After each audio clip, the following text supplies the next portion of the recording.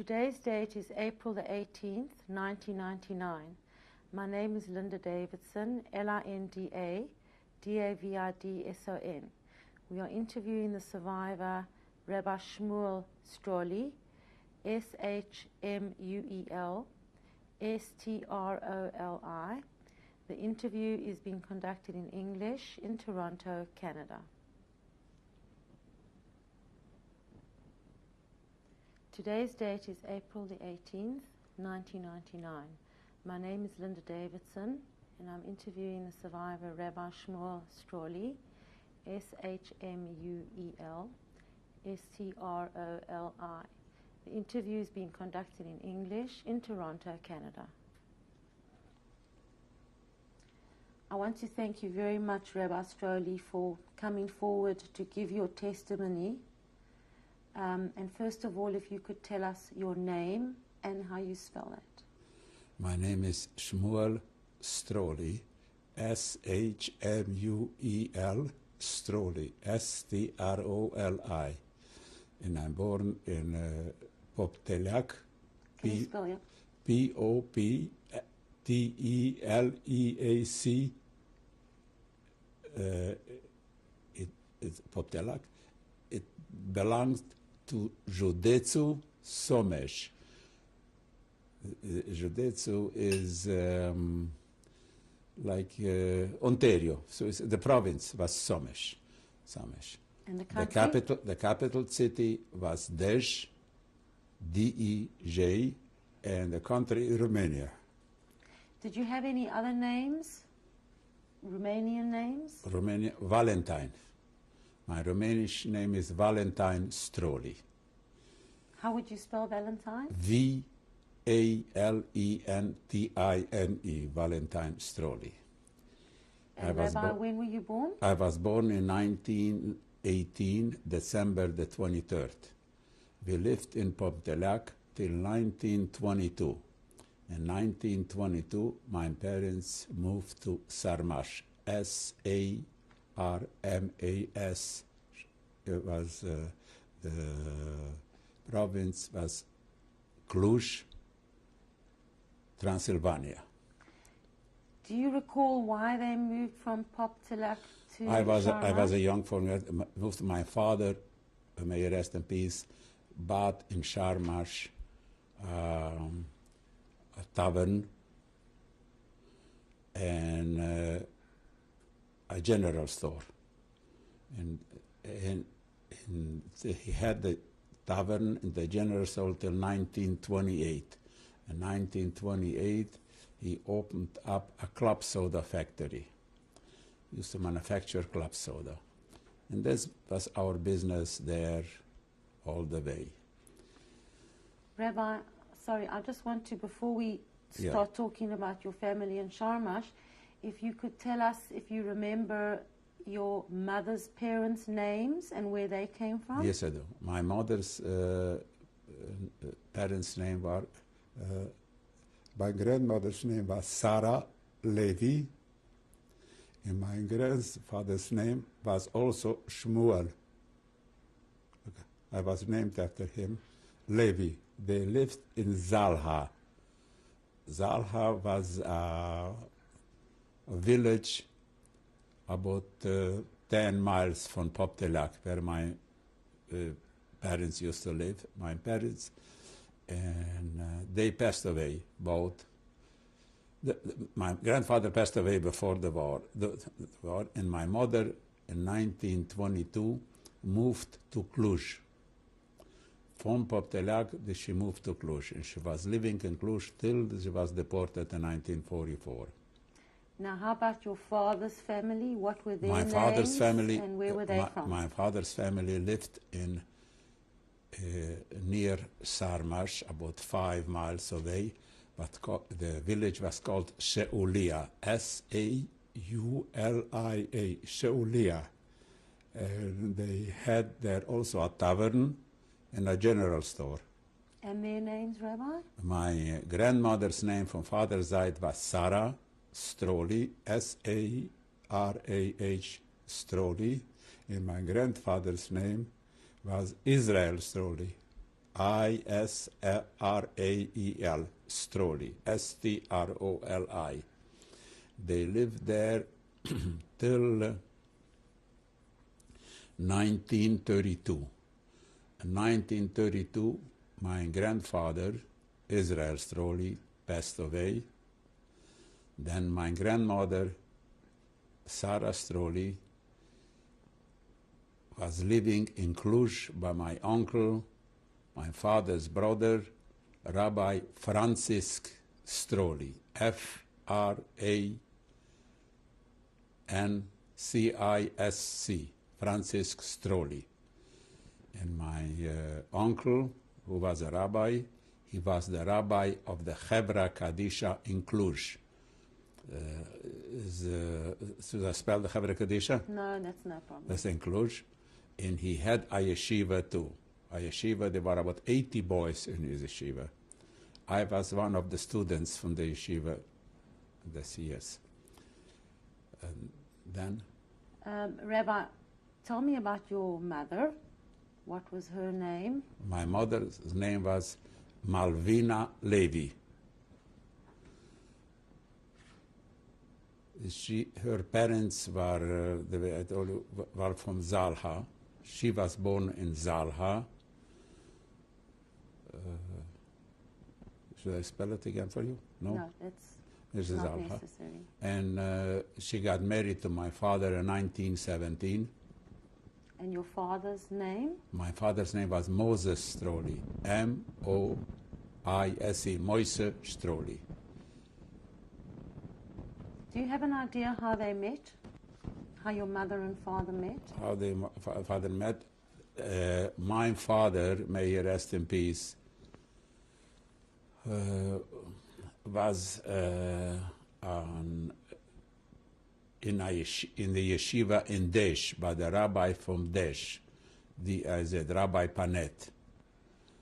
And my grandfather, may he rest in peace, was a chassid of the rabbi from Desh. And since he had a big daughter, so he was looking for a bachur for his daughter. So he proposed that this would be a nice match. So he went down to see my mother, may she rest in peace, and my grandmother, not my mother, yeah, my mother. And this way they became a shidduch through the rabbi from Desh. Where were they married? They were married in Poptelak. They were making Poptelak, next to Zala. There was Poptelak. And my father was living there. Did your father come from a large family? How many siblings? My father had 2 brothers and 1 sister. His sister was, her name was Rachel Leah. She passed away before the war. And his brother was named Yuda Stroli. He was deported. He had 14 children, and he was deported to Auschwitz in 1944. Lived in Cluj. Your mother, how many brothers and sisters did she have? My mother had 2 brothers and 2 sisters. One brother, Joseph Levi, he lived in Baia Mare. He was deported to Auschwitz with his wife, Ethel, and 2 children. The 2 daughters came home. My uncle, Moses Levi, he was deported. His wife and a baby, 1940. She had another sister, Esther Levi. She passed away before the war. This is the history of my mother's side. When you were very small, when you lived in Poptaliak, can you tell us anything about the community there that you know? I know so much. When I was back in Poptelak twice. from Canada. I want to go to the grave of my grandfather, who was buried close to Zalha. I couldn't find it the first time. I went the second time, maybe I will find it. No remnants, nothing. No Jews were left there, no cemeteries was found. Everything was flat. This the only thing that I know. My father, as it called, my father for the base was Mr. What's his name? Wexler. He had a son, and the son's son came back from concentration camp, and I met him in Cluj. That's what I know from my village.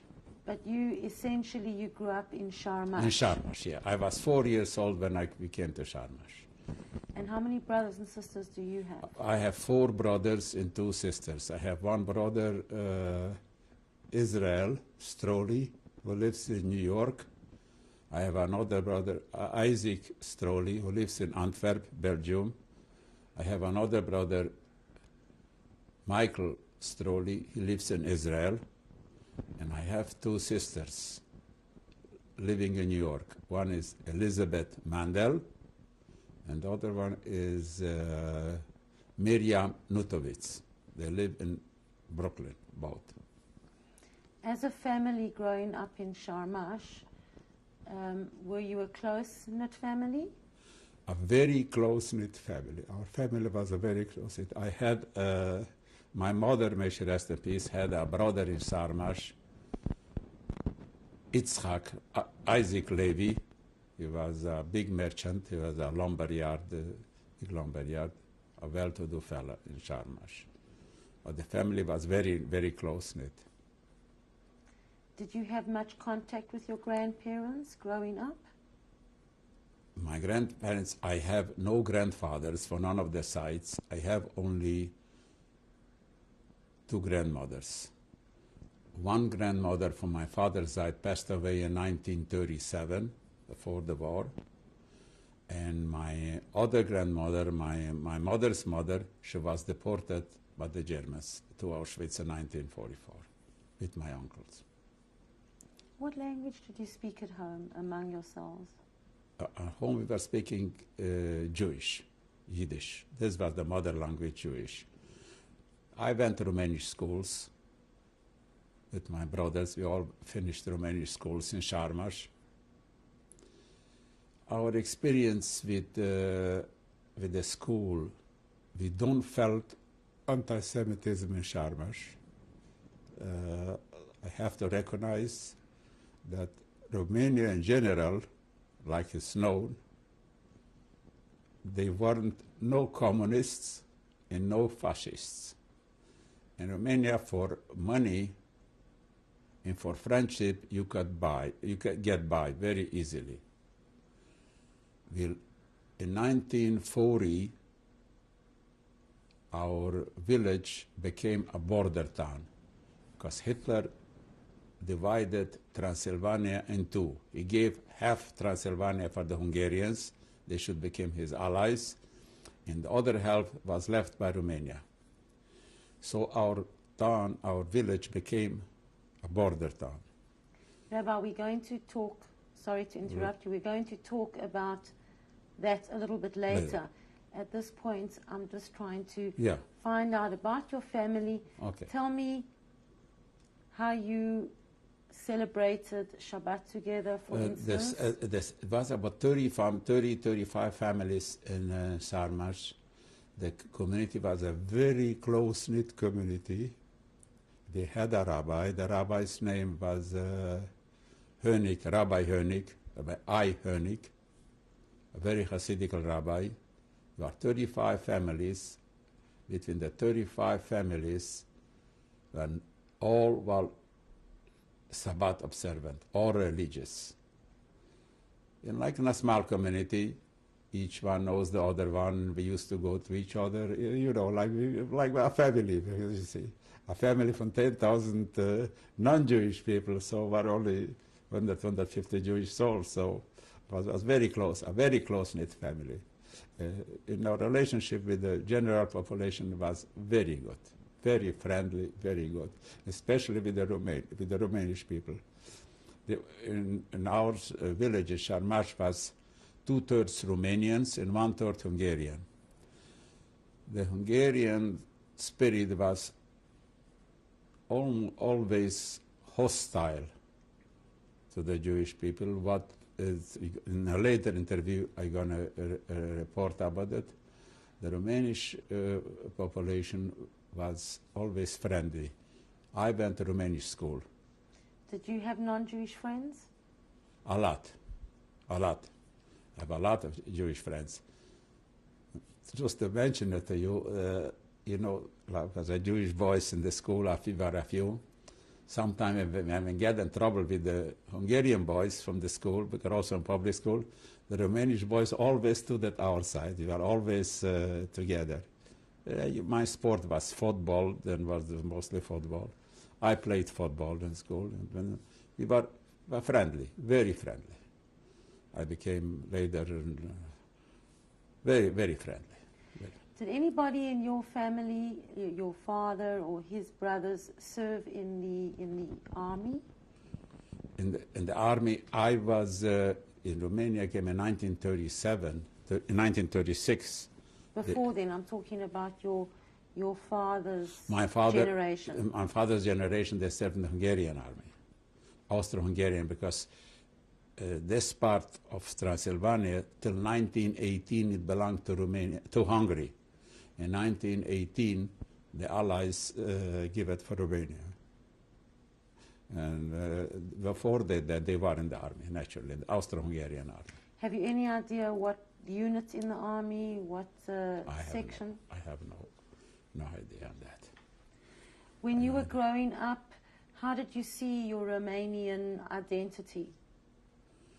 Well, I knew only Romanian identity because I was grown up there, and my friends all were Romanian. I went to Romanian school, so I identified always myself with the Romanian people.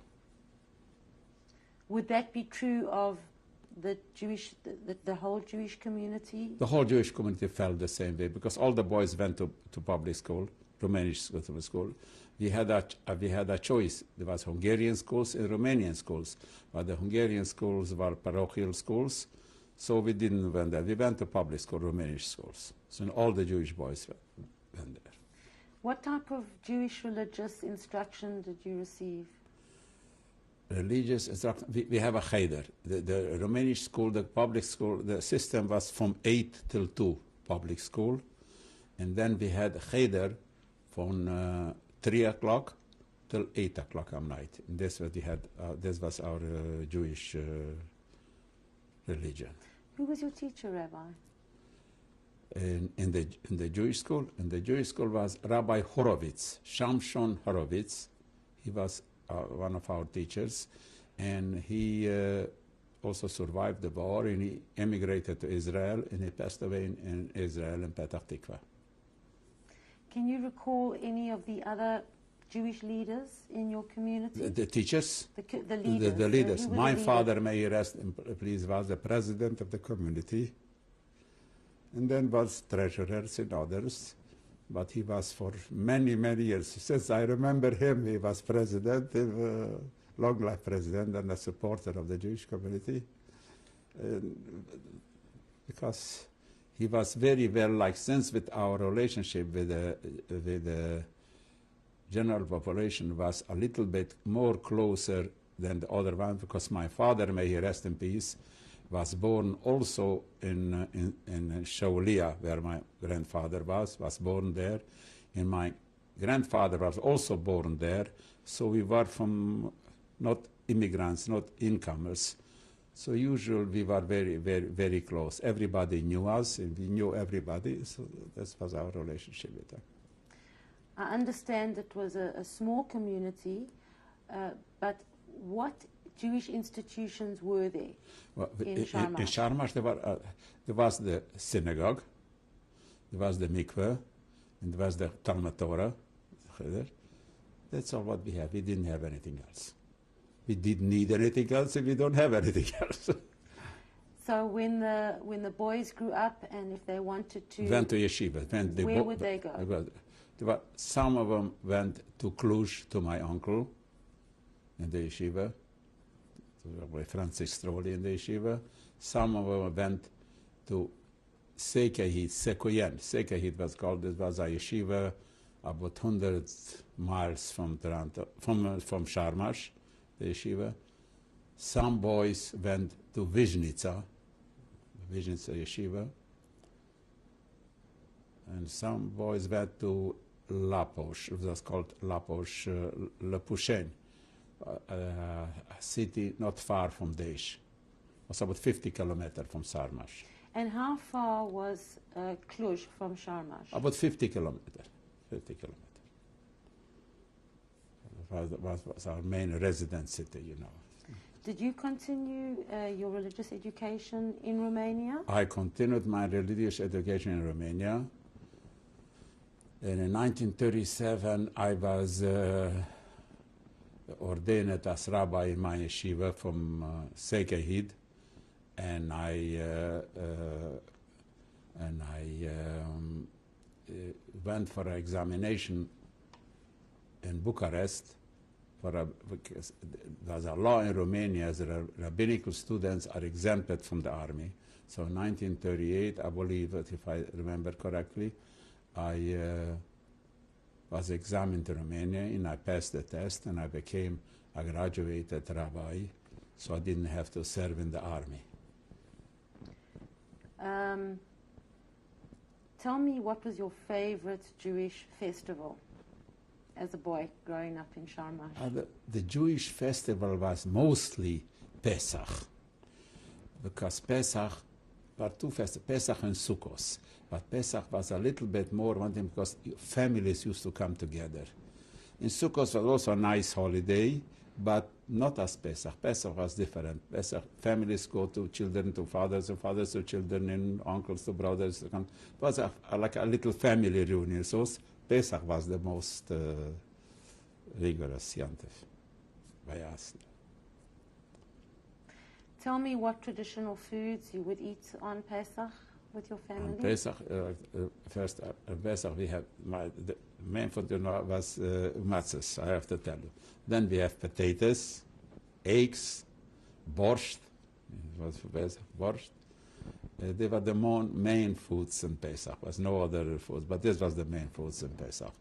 My mother, may she rest in peace, she was a very, very good cook and a very good housewife. We used to our own things. We used to have a maid in the house, and we used to feed geese, force-fed geese. We used to keep them for 4 or 5 weeks, fed them, and after when they were fed, you get slaughtered, and she used to make up a schmaltz in grieben, like you know what they say, and that's why it was about the food. Pesach was this main food. Were there any particular customs that your sect would practice differently to others? Not particularly. Only one thing is we didn't eat knedlach. They were a Hasidic community. We didn't eat knedlach because the rabbi was a Hasidic rabbi. What was his name? Rabbi I. Hönig, H-O-N-I-G, Hönig. He had a family from 11 kids. His wife and 6 kids was Sharmash. I'm going to come to it later. Was killed in Sharmash, and him and 5 kids escaped. They were in New York, and he passed away 4 years ago here in New York. What type of questions would people go to the Rebbe with? The Rebbe, since this was a small community, so we had a shochet. You know, so we used to slaughter the animals and the chickens and the poultry. So sometimes you find a nail in the stomach for a chicken. Sometimes you find different things. And these things, they need to be classified kosher or not kosher. So naturally the rabbi was busy with these things, you know, saying it's kosher, it's not kosher. And this was mostly what the rabbis. And then, like family problems between families, so he used to be the arbitrator. And since he was a man of great caliber, his word was very, very respected in the community. He was the one that lead to this, that the whole community should observe Shabbat. Because before he came to Sharmash, the community was like half and half. But through his intelligent work in convincing, the whole community became religious. Do you ever recall that the Rebbe came to your home? Yes. The Rebbe came to the home when we had a bar mitzvah, like when a bar mitzvah party. We didn't make like it, there was no catering or things like that. You prep the mother, in every house, they prepare it at home, and the rabbi used to come to the house and invite friends, and 20, 30 people, and celebrate the mitzvah. Then the rabbi come too. It's like a family reunion. Rabbi, what are the strongest memories that you have of your father from before the war? Well, in words, I can describe my father. Because my father, besides that he was a great scholar, he was very well liked in the community. I'm just going to tell you a little episode. All the authorities in the community, the chief of the police, the chief of the military police, the chief justice from the community, everybody were very, very, very much impressed about my father, and they kept him as a friend. As a matter of fact, when I got engaged to my wife, was my father, may he rest in peace, passed away in 1943. He was killed by the Germans in Sharmash. So I came with my wife and went out in the street in a village. Everybody is walking on the street, you know, it was summer. And they came to my wife and they tell her, young lady, you don't know what kind of a father-in-law they had. All the authorities congratulated her, and they were talking about my father for a half an hour to her. She became so emotional that she started to cry. She said, this is his son, therefore watch out. I just want to tell, this was the relationship. One of the memories that I never will forget. But his intelligence, his convincing power is in 1940. And as a father? As a father, no better father in the world. No better. He was a simple man. I tried to imitate him with my children. Very, very, his intelligence, his convincing power. I never, ever remember to get spanked from my father. Always with words. He used to tell me, you know what's your name? Yeah, you know whose son you are. Is that nice? That what you did? What will the people say that so-and-so's son did this and this? Would you like that? How would I face this? Would you like to do me a shame? This was enough. We remember this for months, and we kept for all the mischiefs out because his convincing power. Then so far, Friday night, you know, everybody likes sometimes salts to put in the soup and this.